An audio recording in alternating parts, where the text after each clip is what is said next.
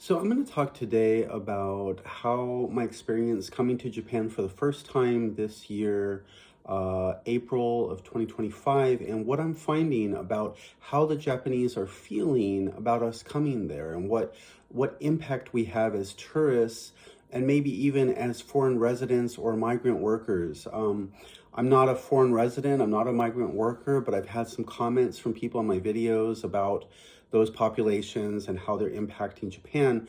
So I'm going to jump right in and talk about my own experience regarding how the Japanese people are receiving people from other countries. Now, there's been almost 40 million people, tourists coming from other countries into Japan just in 2024.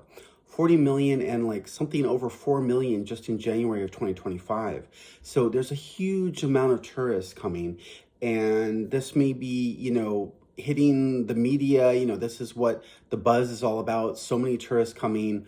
There's a lot of yen for your dollar, 145 to 150 yen per dollar. So there's a lot of people coming in, and it's more affordable to be in Japan right now. So it just makes sense that there would be all this tourists. But beyond the tourists, there's issues of migrant workers coming to Japan and how the locals feel about that, and also just foreign residents actually who live in Japan and what impact that's having on the Japanese people. So I want to talk a little bit about those topics and how the Japanese people are receiving people from other countries and how they're feeling based on my own experience, comments on my videos, and my own impressions.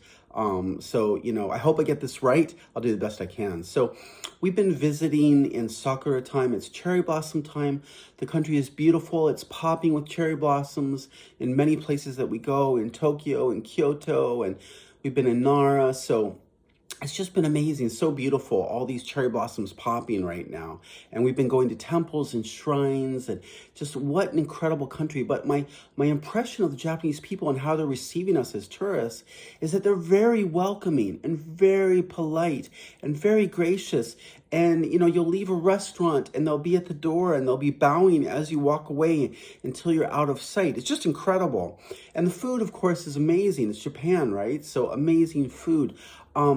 But beyond the surface level of how we've been received, there's a history of Japanese people being kind of an insular people. They broke out of isolation, I believe, in the late 1800s. The British kind of came in at that time wanting trade.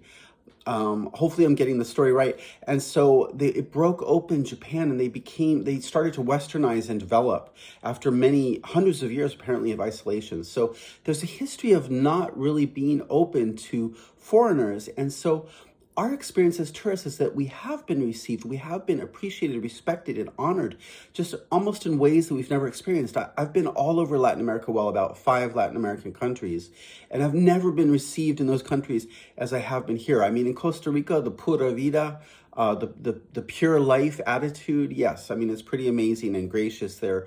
But this is like a whole nother level in Japan. And the safety, we saw people just sit down their cell phone and bag and just walk away from it while we were watching some cherry blossoms at one point. We walked right by their bag, and I don't even know if they noticed, because it's just not part of the culture. It's a safe culture where they respect each other, and they don't, theft is like, I guess it's unknown in Japan. I don't know. Do you know? Write in the comments if you know if there's any incidents of theft in Japan. We haven't heard or seen any. So as far as, tourists coming in, it's very interesting because apparently in the media, there's a big thing about Western tourists coming into Japan. But by my research on ChatGPT, around half of the tourists that come to Japan are Chinese or Korean. So even though there's this huge thing about all these Western tourists, it's actually at least half or maybe more from other countries are actually Asian tourists. So that's just adding a little reality to the situation. Now, I also saw through my research that there's 2.3 million migrant workers in Japan right now, 2025. And so this is a big deal because these migrant workers, many of them are from other Asian countries. They come in and they take in some of the lower level jobs, like maybe retail jobs jobs at the convenience stores and that kind of thing. And so there's this thing about, maybe some negativity in the Japanese media, according to some of the comments in my videos, and they may have a negative attitude towards some of these migrants, but actually they're taking up some of the jobs that the Japanese may be less interested in doing. There's a huge labor shortage, and there's the aging of the population in Japan. So there's many people who are aging out and less people being born. So there's this whole thing of like a labor shortage for basic jobs that need to get done. So they bring in these migrants and it creates issues, and maybe the Japanese appreciate the migrants and maybe some of them don't. So that's just a part of the reality going on in Japan right now. So I think, my overall experience is just overwhelmingly positive about how the Japanese have been receiving us as Western tourists coming from the United States.